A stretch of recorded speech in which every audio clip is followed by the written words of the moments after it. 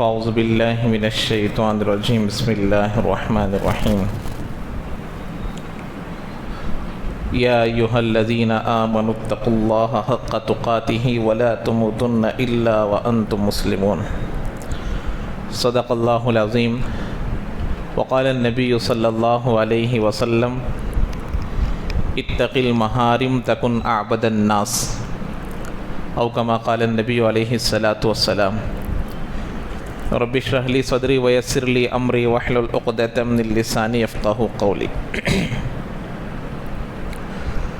معزز سامعین اکرام، بھائیوں، بزرگوں، دوستوں، جیسا کہ آپ لوگوں کو صوم اور صیام کے درمیان فرق کو بتا دیا گیا ہے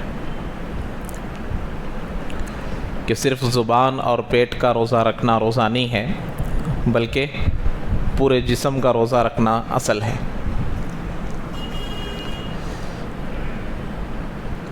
تین چیزیں ایسی ہیں، تین حیثیتیں ایسی ہیں کہ ان کے بدلنے سے نیکیوں کا معیار بھی بڑھتا ہے اور گھٹتا ہے۔ پہلی چیز اشخاص کی وجہ سے، دوسری چیز اوقات کی وجہ سے، اور تیسری چیز امکان یعنی کہ جگہوں کی وجہ سے۔ جیسے مثال کے طور پر اگر میں آپ کو سمجھاؤں تو جیسے ایک قرآن کو صحیح پڑھنے والا آدمی ہے اور قرآن کو صحیح نہ پڑھنے والا آدمی ہے، تو ان دونوں کی نماز برابر نہیں ہے۔ صحیح قرآن پڑھنے والے کو جتنے نیکیاں ملیں گی اتنا صحیح نہ پڑھنے والے کو نہیں ملیں گی۔ تو یہ ہوئی اشخاص کی تبدیلی۔ تو اس کی شخصیت بدل گئی قرآن پڑھنے کے اعتبار سے، تو اس کی نیکیاں بڑھ گئے، اور قرآن کو صحیح نہ پڑھنے کی وجہ سے اس کا مرتبہ گھٹ گیا تو اس کی نیکیاں گھٹ گئی۔ ایسے ہی اوقات، ٹائم، تمام راتوں میں عبادت کرنا افضل ہے، تمام دنوں میں عبادت کرنا افضل ہے، لیکن شب قدر کی رات میں عبادت کرنا یہ سب سے زیادہ افضل ہے۔ جمعہ کے دن عبادت کرنا، جمعہ کی رات میں عبادت کرنا یہ افضل ہے۔ تو اوقات کی وجہ سے تو جمعہ کی عبادت دیگر عبادتوں سے بڑھ کر ہے، شب قدر کی عبادت دیگر تمام رات کے سال کی راتوں سے افضل ہے۔ کیوں؟ یہ اس کی حیثیت بڑھ گئی، من الف شہر، 1000 مہینوں سے بہتر رات۔ ایسے ہی جگہیں، مسجد میں عبادت کرنا الگ ہے، گھر میں عبادت کرنا الگ ہے۔ ایسے ہیں مسجدوں میں مراتب ہیں۔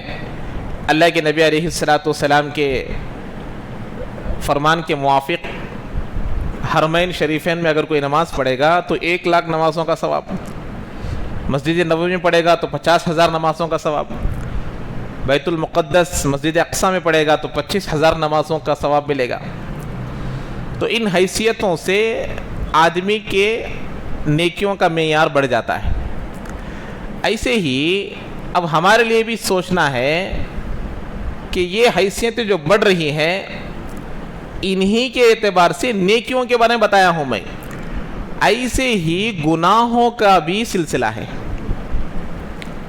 ایک آدمی گناہ کر رہا ہے دین کو جانے بغیر، گناہ ہے، لیکن جان کر جو گناہ کرے گا اس کے گناہ میں جتنا زیادتی ہوگی اتنی زیادتی نہ جان کر کرنے والے میں نہیں ہوگی۔ دونوں کو برابر کی سزا نہیں ملے گی، دونوں کو برابر کا گناہ نہیں ملے گا۔ انجانے میں کیے ہوئے کو بھی گناہ ہوگا لیکن کم گناہ، جان کر جو کرے گا اسے زیادہ گناہ ہوگا۔ ایسے ہی گناہ تو گناہ ہے، کس دن بھی کرو، لیکن جمعہ کے دن اگر گناہ کر رہا ہے تو جمعہ عظمت والا دن ہونے کی وجہ سے گناہ کا جو معیار ہے، گناہوں کی زیادتی زیادہ ہو جائے گی، یعنی اس کی سزا کی زیادتی زیادہ ہو جائے گی۔ ایسے ہی باہر گناہ کرنا الگ ہے، مسجد میں گناہ کرنا الگ ہے، حیثیت بدل گئی۔ اب ایسے ہی ان دو باتوں کو سامنے رکھ کر اب بات کو سمجھیے۔ جھوٹ بولنا، غیبت کرنا، گناہوں کو کسی قسم کا گناہ کرنا، آنکھوں سے ہو، کانوں سے ہو، جیسے عام طور پر بے حیائی کی ویڈیوز دیکھنا، فلمز دیکھنا، گانے سننا، ناجائز چیزوں کو بات کرنا، ناجائز چیزوں کو دیکھنا، یہ تو حرام ہے ہی، لیکن رمضان میں روزے کی حالت میں کرنا اور بڑا گناہ ہو جائے گا، زیادہ گناہ ہو جائے گا۔ بات سمجھ میں آ رہی ہے؟ حیثیت بدل جائے گی آدمی کی۔ تو اسی لیے رمضان میں جو آدمی گناہ کرے گا، رمضان میں جو آدمی گناہ کرے گا تو اس کی مثال ایسی ہے کہ وہ آدمی عبادت کرتے کرتے گناہ کر رہا ہے۔ نماز پڑھ رہا ہے ایک آدمی، اللہ اکبر کہہ کر نماز شروع کیا، سبحانک اللہم وبحمدک ثنا پڑھ رہا ہے، اور ایک ہاتھ میں فون لے کر ویڈیوز دیکھ رہا ہے۔ نعوذ باللہ، کوئی کر سکتا ہے ایسا؟ ارے نماز پڑھ رہا ہے، نماز کی حالت میں ویڈیوز دیکھ رہا ہے، نماز کی حالت میں گانے سن رہا ہے، نماز کی حالت میں جھوٹ بول رہا ہے، نماز کی حالت میں غیبت کر رہا ہے۔ تو جیسے نماز کی حالت میں آدمی ایسے کرنے کو ہم گناہ سمجھتے ہیں، ایسے ہی جو آدمی ان کاموں کو روزے کی حالت میں کر رہا ہے، گویا کہ وہ عبادت کی حالت میں گناہ کر رہا ہے۔ تو پورے 11 مہینوں میں گناہ کرنا الگ، روزے کی حالت میں گناہ کرنا الگ۔ گویا کہ یہ عبادت کرتے کرتے گناہ کر رہا ہے آدمی، دونوں کو جما رہا ہے، عبادت بھی گناہ بھی دونوں مل گئے۔ اس لیے شیخ زکریہ صاحب نور اللہ مرقدہ اپنی کتاب میں لکھے ہیں کہ جیسے 1,00,000 نمازوں کا ثواب بیت الحرام میں ملتا ہے، مکہ المکرمہ میں ملتا ہے، مسجد حرم میں ملتا ہے، وہاں کوئی آدمی ایک گناہ کر لے گا تو 1,00,000 گناہ کے برابر ہے۔ مسجد نبوی میں کرے گا 1 گناہ کرے گا 50,000 گناہوں کے برابر، مسجد اقصی میں کرے گا تو 25,000 گناہوں کے برابر۔ نیکیاں ہیں تو گناہ بھی ایسا ہی ہیں۔ باہر غیبت کرنا الگ چیز گناہ ہے، لیکن مسجد میں بیٹھ کر غیبت کر رہا ہے تو ڈبل گناہ ہوگا۔ تو اسی لیے ہمارے روزے کو ہم محفوظ کرنا، نیکی کرنا بڑی بات نہیں ہے، نیکی کی حفاظت کرنا بڑی بات ہے۔ نیکی کرنا آسان، کی ہوئی نیکیوں پر ملنے والے ثواب کی حفاظت کرنا بہت بڑی بات ہے، وہ آج ہم کو سیکھنا ہے۔ اسی کے بارے میں بتایا جاتا ہے کہ یہ تمام چیزیں اللہ کے ڈر کے ساتھ، اللہ کی محبت کے ساتھ، اللہ کی معرفت کے ساتھ آدمی کا دل خود بخود رک جائے کہ بھئی یہ صحیح نہیں ہے، غلط ہے، نہیں کرنا، روزے کی حالت میں ہے۔ اس لیے اللہ کے نبی نے کہا کوئی تم سے جھگڑا کرے روزے کی حالت میں تو تم کہہ دو کہ بھائی میرا روزہ ہے، اس سے مت الجھو، اس کے ساتھ لڑائی نہ کرو۔ کیا مطلب ہے کہ بھئی روزہ رہ کر یہ کام مناسب نہیں ہے۔ تو اسی لیے ہمارے لیے ضروری ہے کہ ہم روزے کو کیا کریں، بہتر سے بہتر بنانے کی کوشش کریں۔ تو اب یہاں پر ایک بات بتائی جا رہی ہے حدیث میں، اللہ کے نبی علیہ السلام نے فرمایا لَتُنْقَعُنَّ كَمَا يُنْقَى التَّمْرُ مِنْ أَغْفَالِهِ فَلْيَذْهَبَنَّ خِيَارُكُمْ وَلْيَبْقَيَنَّ شِرَارُكُمْ فَمُوتُوا إِنِ اسْتَطَعْتُمْ۔ اللہ کے نبی علیہ السلام فرما رہے ہیں تمہیں اس طرح چھانٹ دیا جائے گا جس طرح اچھی کھجوریں ردی کھجوروں سے چھانٹ لی جاتی ہے، چنانچہ تمہارے اچھے لوگ اٹھتے جائیں گے اور بدترین باقی رہ جائیں گے، اس وقت تم سے مرا جا سکتا ہے تو مر جانا۔ اللہ کے نبی کہہ رہے ہیں کہ دیکھو قیامت کے قریب ایک ایسا زمانہ آئے گا جیسے اچھے اچھے لوگوں کو اللہ تعالیٰ چن چن کر لے لے گا، نیکوکاروں کو اللہ تعالیٰ اٹھا لے گا، موت دے دے گا جلدی، کیا کرے گا ان کو اپنے پاس بلا لے گا۔ اللہ کے نبی مثال دے رہے ہیں جیسے کھجوروں کا بیپار کرنے والے ہوتے ہیں، یہاں تو ہم لوگ صرف بیچتے ہیں، اگا کر اس کی پیک کر کر پورا کھیت میں کام کر کر دیکھنا ہے تو جو عمرہ حج کو گئے ہیں ان کو معلوم ہے، ردی کھجوروں کو الگ کر دیتے ہیں اور اچھے کھجوروں کو الگ کر دیتے ہیں۔ تو ایسے اللہ تعالیٰ اچھے لوگوں کو اٹھا لے گا، کوئی بھی چیز ہے اچھے کو الگ برے کو الگ کرتے ہیں نا، اس اللہ تعالیٰ لوگوں میں اچھے بروں کو الگ الگ کر دیں گے۔ تو اللہ کے نبی کہہ رہے ہیں ایسے وقت میں اگر تم کو مرنا ہو تو مر جاؤ، یعنی موت افضل ہے، یہ مطلب ہے۔ تو اب یہاں سمجھنے کی بات ہے، یہ حدیث جو ہے یہاں جو بیان کی گئی ہے ابن ماجہ میں بیان کی گئی ہے، کتاب الفتن باب شدت الزمان میں یہ حدیث بیان کی گئی ہے۔ اب یہاں پر دیکھیے اس حدیث میں بھی قیامت کی ایک علامت کا ذکر ہے، وہ یہ کہ دنیا سے اچھے اور نیک لوگ اٹھتے جائیں گے اور شریر بددیانت لوگ باقی رہ جائیں گے، اور ظاہر ہے کہ جب اچھے لوگ نہ رہیں گے تو دنیا میں اچھائی کہاں ہوگی، اچھے لوگ نہیں ہیں تو اچھائی نہیں رہے گی، اور جب صرف برے لوگ یہاں باقی رہ جائیں گے تو دنیا شر فساد کی آمج گاہ بن جائے گی. اس طرح دنیا سے نیکی و بھلائی، خیر و سعادت، شرافت و نجات ختم ہو کر فساد، نزاع، جھگڑے، ضلالت، گمراہی، بغض، عداوت، رذالت، حماقت باقی رہ جائیں گے. سمجھ میں آ رہی بات؟ یہ تمام چیزیں ختم ہو جائیں گی تو اندھیرا گیا تو کیا روشنی آئے گی، روشنی گئی تو اندھیرا آئے گا. اچھے لوگ چلے گئے، نیکیاں چلے گئے، برے لوگ آ گئے، برائیاں آ گئی. یہ زمانہ ہم لوگ دیکھ رہے ہیں. اور جو یہ فرمایا کہ تم اس طرح چھانٹ لیا جائے گا، یہ ایک مثال کے طور پر فرمایا ہے کہ اللہ تعالیٰ جیسے کھجور والا نکالتا ہے. اب یہاں اللہ کے نبی نے کہا فَمُوتُوا إِنِ اسْتَطَعْتُمْ، اس وقت تم اگر مرنا چاہو تو مر جاؤ.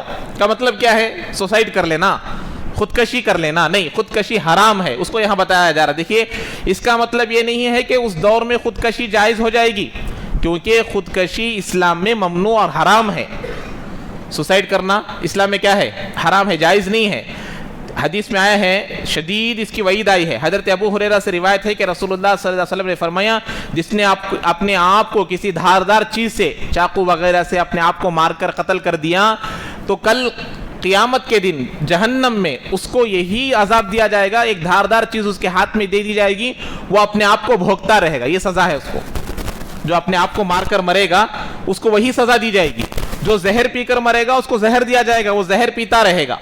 اور جو اپنے آپ کو پہاڑ سے گرا کر مر جاتا ہے، اللہ تعالیٰ اس کو پہاڑ سے گرتے رہنے کی سزا دیں گے. گرتا رہے گا، مرتا رہے گا، گرتا رہے گا، مرتا رہے گا. تو ایسے ہی اب دیگر چیزوں کو دیکھ لیجئے، کوئی جل کر مر رہا ہے، کوئی پانی میں گر کر مر رہا ہے، تو یہ تمام چیزیں اللہ تعالیٰ ایسے ہی ان کو سزا دیں گے. تو پھر اس کا مطلب کیا ہوا؟ تو اس کا مطلب یہ ہے کہ اس زمانے میں موت تو جائز نہیں ہے، لیکن اتنا خطرناک زمانہ ہو جائے گا کہ آدمی موت کو اچھی سمجھے گا. ایک حدیث پاک میں اللہ کے نبی علیہ السلام کہتے ہیں کہ ایک زمانہ آئے گا آدمی قبرستان کے پاس سے گزرے گا. کہاں سے گزرے گا؟ قبرستان کے پاس سے گزرے گا. ایک قبر کے پاس کھڑ کر کہے گا کاش میں اس میں رہتا تو اچھا ہوتا. قبر والے قبر میں دیکھ، یعنی کہ زمانہ اتنا بگڑ جائے گا، اتنے گناہ ہو جائیں گے، اتنی بددیانت داری ہو جائے گی، اتنے فساد ہو جائیں گے، آدمی ایسا یہ خواہش کرے گا. تو من گھڑت جو حدیثیں بیان کر رہا تھا اس کے سلسلے میں آج جو حدیث بیان کر رہا ہوں، جو مشہور ہے، بہت لوگوں کے ذہن میں یہ بات ہے اور اس کو سنے بھی ہیں، بولے بھی ہیں، یہاں تک کہ اس پر ایک نعت بھی بن گئی ہے. وہ کیا ہے کہ اللہ کے نبی علیہ الصلوۃ والسلام مکہ المکرمہ میں تھے تو اس وقت میں بات پھیلی کہ جو بھی اس آدمی کے کلام کو سن لیتا ہے وہ اپنے پچھلے دین کو چھوڑ کر مسلمان ہو جاتا ہے. تو یہ بات ایک بوڑھی کے پاس پہنچی تو وہ بوڑھی عورت کیا کی، اپنے پورے سامان کو ایک گٹھری باندھ کر لے جانے کے لیے تیار ہو گئی تاکہ میں اپنے دین کو نہ چھوڑ سکوں. تو چونکہ وہ سامان، وہ گٹھری بہت وزن تھی، اللہ کے نبی وہاں سے گزر رہے تھے تو اللہ کے نبی نے کہا امی جان کہاں جا رہے ہو؟ تو کہا مجھے جنگل جانا ہے. تو اللہ کے نبی نے اس کے سامان کو اٹھا لیے اور لے کر گئے، جنگل میں چھوڑ دے. اب اس نے کرایہ پوچھا تو اللہ کے نبی نے کہا میں اسی کام کے لیے ہوں، مجھے کوئی کرایہ کی ضرورت نہیں ہے. تو پھر اللہ کے نبی نے پوچھا تم یہاں جنگل میں رہ کر کیا کرو گی؟ تم بہت بھولے معلوم ہوتے ہو، میں اس لیے تم کو بتا دیتی ہوں. مکے میں ہاشمی خاندان میں ایک لڑکا آیا ہے، قریش خاندان میں ایک لڑکا آیا ہے، تو وہ ایسا کلام کرتا ہے کہ جو بھی اس کے کلام کو سن لیتا ہے وہ اس کا دیوانہ بن جاتا ہے اور پچھلے دن کو چھوڑ دیتا ہے، اپنے ماں باپ کے دین کو چھوڑ دیتا ہے. تو اسی لیے تم بھی ہوشیار سے رہنا، اس کی بات کو نہ سننا. تو اس کے بعد اللہ کے نبی نے کہا امی جان وہ میں ہی ہوں. تو پھر وہ بوڑھی عورت کا دل پگھل جاتا ہے اور وہ بوڑھی عورت اس بات اللہ کے نبی کے اخلاق کو دیکھ کر ایمان قبول کر لیتی ہے. نعت بھی ہے نہیں ہے اس کی، لکھا ہے ایک ضعیفہ تھی، ہے نہیں، وہ نعت ہی ہے. تو یہ من گھڑت روایت ہے، اس کو بیان کرنا جائز نہیں، درست نہیں ہے. جو بیان کرے گا اس کو بہت بڑا گناہ ہوگا. دوسری حدیث ہے، یہ بھی مشہور ہے، من گھڑت ہے. وہ کیا ہے؟ اللہ کے نبی علیہ الصلوۃ والسلام اپنے گھر کے پاس سے گزرتے تھے، روزانہ ایک عورت اس کے اوپر، اللہ کے نبی کے اوپر کچرا ڈالتی تھی. کیا ڈالتی تھی؟ سنے ہیں نہیں سنے ہیں؟ یہ دونوں بھی بہت سنے ہیں. کچرا ڈالتی تھی، روزانہ کچرا ڈالتی تھی. تو اللہ کے نبی علیہ الصلوۃ والسلام کو ایک دن وہ کچرا نہیں ڈالی. تو اللہ کے نبی نے لوگوں سے پوچھا کہ وہ فلاں عورت کہاں ہے جو مجھے روزانہ کچرا ڈالتی تھی؟ تو کہا کہ وہ فلاں عورت بیمار ہو گئی ہے. تو اللہ کے نبی اس کی عیادت کو گئے تو وہ عورت پریشان ہو گئی، میں اس کے ساتھ اتنا بدسلوک کرتی تھی، یہ میری عیادت کے لیے آیا ہے تو ایمان قبول کر لی. یہ روایت بھی حدیثوں کی کتاب میں نہیں ہے، بلکہ معتبر علماء نے ان دونوں کو من گھڑت سمجھا بولا ہے. اور اپنی کتابوں میں من گھڑت کہہ کر اس کو روایت کیا ہے. تو اس لیے ان دو حدیثوں کو اب تک جتنے بھی حدیثیں بیان کیا ہے ان کو بیان کرنا جائز نہیں ہے, درست نہیں ہے. اگر کوئی بیان کرے گا تو پیار محبت سے اس کو سمجھا دینا چاہیے کہ بھئی اس کو بیان نہیں کرنا چاہیے. یہاں پر ایک سوال کیا گیا ہے, اب آ رہے ہیں واٹس ایپ پر وغیرہ پر سوال کر رہے ہیں, فون کر بھی سوال کر رہے ہیں, تو وہ میں آپ لوگوں کے سامنے بتا دے رہا ہوں. رشتے کی پیشکش عورتوں کی لڑکی کے جانب سے کرنا کیسا ہے؟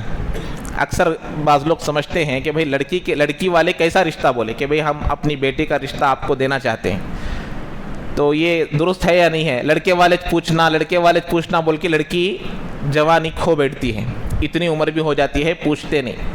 مناسب رشتہ ہے تو پوچھنا چاہیے. کتنے صحابہ ایسے ہیں جو اپنی لڑکیوں کا, اپنی بیٹی کا نکاح خود پیش کیے ہیں. تو اگر مناسب رشتہ ہے تو ڈائریکٹ پوچھنے کے بجائے درمیان میں کسی کے ذریعے سے, جن سے وہ مانوس ہو, درمیان میں ایک ایسے شخص کو رکھنا جو ہمارے سے بھی وہ مانوس ہو اور ان سے بھی مانوس ہو, ایسے شخص سے بات کو پہنچانا. پھر اس کے بعد رشتہ مناسب ہے تو بات آگے بڑھائے, اگر مناسب نہیں ہے تو اس کو وہیں پر ختم کر دے. لیکن پہلے سے جہاں پر رشتے کی بات چل رہی ہے وہاں پر رشتے کو بات کرنا مناسب نہیں ہے. اللہ کے نبی نے روکا ہے. پہلے سے دو گھروں میں بات چل رہی ہے, لڑکا لڑکی کے درمیان بات ہو رہی ہے, یعنی کہ خاندان میں, اب یہ تیسرا شخص وہاں پر گھس رہا ہے رشتے سے, تو یہ جائز نہیں ہے, یہ مناسب نہیں ہے.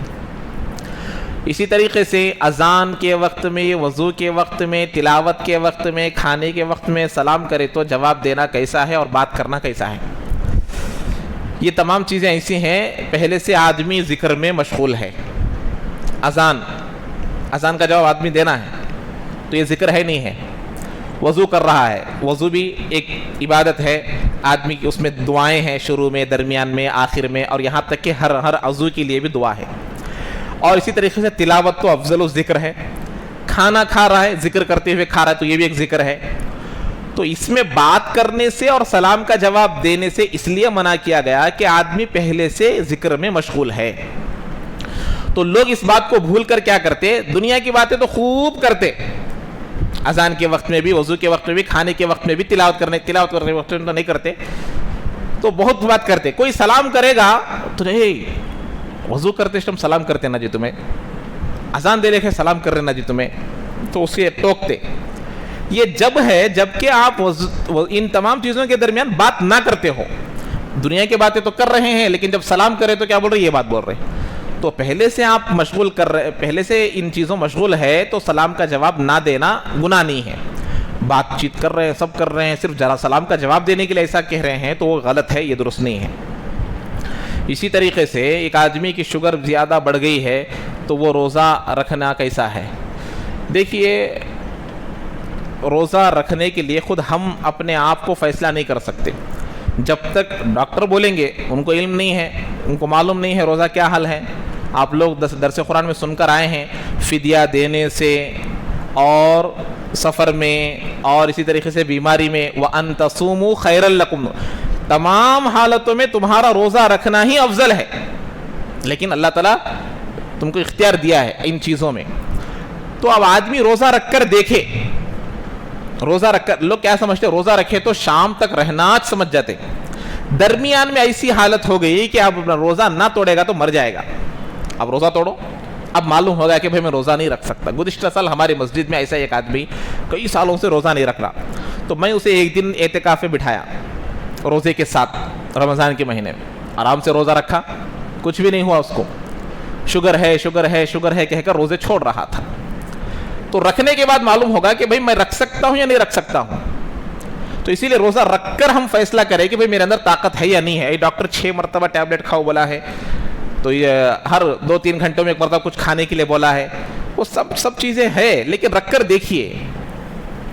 ادھر کی بات چھوڑیے, میں خود اپنے گھر کی بات بتاتا ہوں. ہمارے والد صاحب کو رمضان سے پہلے 512 شوگر تھی. کتنا؟ 512. عمر ہے 72 سال کی. اب روزہ رکھ رہے ہیں 312 کو ہے. کتنے ہو گئی ہے؟ 312. رکھ رہے ہیں روزہ, کبھی نہیں چھوڑے. جب سے میری یادداشت ہے اس وقت سے ہمارے والد صاحب رکھ رہے ہیں. اب شوگر اتنے ہونے کے باوجود بھی نہیں چھوڑے ہیں. لوگ 350, 200, 250 کو پریشان ہو جاتے ہیں. تو ہمارے والد صاحب کی 512 سے اب روزے کی برکت سے 312 کو آ گئی. ہماری والدہ کی 360 تھی, अरब 260 को है, 100 कम हो गए। और वालिदा की भी उम्र तकरीबन 60 62 63 के करीब करीब है, अब्बा की 72 है, तो दोनों रोज़ा रख रहे हैं। अल्लाह का डर, अल्लाह का खौफ रहेगा तो आदमी ज़रूर रखेगा रोज़ा। तो इसीलिए रख कर देखना, उसके बाद हम फैसला कर सकते हैं कि भाई मैं रोज़ा रख सकता हूँ नहीं। दरमियान में बहुत परेशानी हो गई तो रोज़ा तोड़ सकते हैं जब, वरना जानकुनी की हालत में दरस कुरान में आया, सामने खिंजीर का गोश्त है, खून है, शराब है, खाएगा तो बचेगा वरना मर जाएगा, खाना है, खुदकशी में शुमार होगा, नहीं खाएगा तो गुनहगार होगा। तो फिर रोज़ा इबादत में आदमी मरने की हालत में हो जाएगा तो क्या अल्लाह नाउज़ुबिल्लाह उसके ऊपर गुनाह रखेंगे? तो इसीलिए रोज़ा रख कर फैसला करेंगे कि भाई रोज़ा रख सकते हैं नहीं रख सकते हैं। इसी तरीके से टखनों से नीचे पैजामा पहनना कैसा है? देखिए ये सिर्फ नमाज की सुन्नत नहीं है, 24 घंटे की सुन्नत है। बाद लोग सिर्फ नमाज में आकर पैंट को ऊपर कर लेते हैं और बाकी दिन भर पूरा उसको क्या करते हैं, कचरा झाड़ते हुए फिरते हैं। मा अस्फल मिनल काबैन फिन्नार औ कमा क़ाल, अल्लाह के नबी ने फरमाया टखनों से नीचे जो लुंगी, जो पायजामा, जो कपड़ा लटकता है वो हिस्सा जहन्नम का बड़ा मुस्तहिक है। तो इसीलिए इससे बचना तकब्बुर की अलामत है ये। इसी तरीके से बुढ़ापे में अकीक़ा करना कैसा है? 7 दिन, 14 दिन, 21 दिन, 3 दिनों में 7 दिन बच्चा पैदा हुआ, पीर के दिन तो अगले इतवार को अकीक़ा करना, मंगल पैदा हो तो पीर के दिन करना, 7वें दिन को अकीक़ा करना सुन्नत, फिर 7 के बाद 14, फिर 14 के बाद 21, 3 दिन तक जो अकीक़ा करेगा वो असल अकीक़ा है। उसके बाद अकीक़े की हैसियत मुस्तहब हो जाती है। बाज़ लोग हज को जाने के वक्त में, बाज़ लोग घर की ओपनिंग के वक्त में बाईपास कामा कर लेते। क्या करते? 60 साल का आदमी हज को जाने के वक्त में अकीक़ा कर लेता है और 50 साल का आदमी घर की ओपनिंग में अकीक़ा कर लेते हैं। ये सब क्या करते बोले तो घर की ओपनिंग करना ना, इसलिए घर की ओपनिंग तो इस्लाम में उतना ज़्यादा जायज़ नहीं है, तो घर की ओपनिंग करना अकीक़े से बदल देते उसे। हज को जाने के वक्त में लोगों को दिखाना मैं हज को जा रहा हूँ बोल को, इखलास से खिला रहे हैं तो अलग बात है, लेकिन मशहूर होना कि भाई मैं हज को जा खिलाना, तो अब वहाँ अकीक़े की दावत रख कर लोगों को खाना खिलाते हैं। तो आप ऐसे टाइम में भी अकीक़ा हो जाएगा, लेकिन सिर्फ और सिर्फ मुस्तहब रहेगा, वो सुन्नत अकीक़ा नहीं कहलाएगा। तो इसीलिए अकीक़ा बाप औलाद की हुसूल की खुशी में करने का काम है, बाप करने का काम है वो। ऐसे इसके बाद भी कर लेंगे तो सुन्नत नहीं रहेगा, लेकिन जायज़ हो जाएगा। किसी को कुछ पूछना है? वो वितर के बारे में बोले थे, अगर किसी आदमी की नमाज इशा पढ़ा, वितर छोड़ दिया, तो कल के दिन वितर भी क़ज़ा करना पड़ेगा। वितर रात को इशा की नमाज पढ़ा, फ़र्ज़ पढ़ा है, सुन्नत पढ़ा है, वितर पढ़े बगैर सो गया और सुबह में तहज्जुद में पढ़ने की नीयत से सोया था, वितर छूट गई, तो वितर क़ज़ा उसके ऊपर लाजिम है, वो पढ़ना पड़ेगा। ऐसे पूरी नमाज छूट गई तब भी पढ़ना पड़ेगा।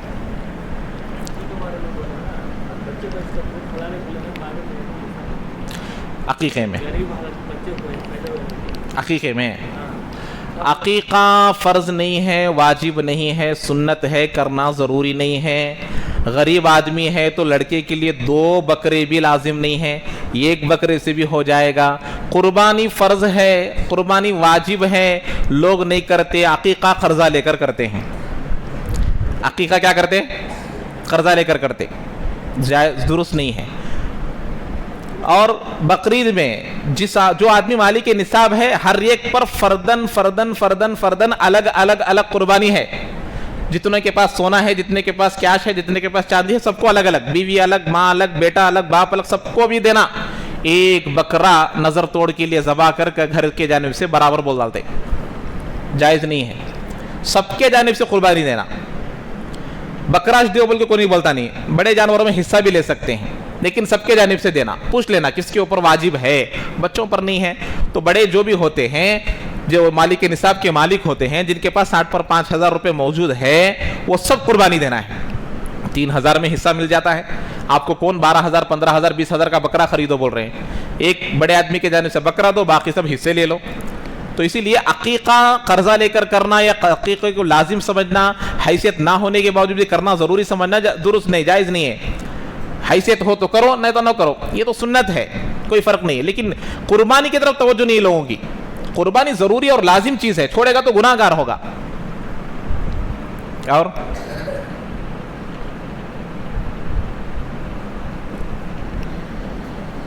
اللہ تعالیٰ عمل کی توفیق نصیب فرمائے. سبحان اللہ و بحمدہ، سبحانک اللہم و بحمدک، ونشہد ان لا الہ الا انت، نستغفرک ونتوب الیک.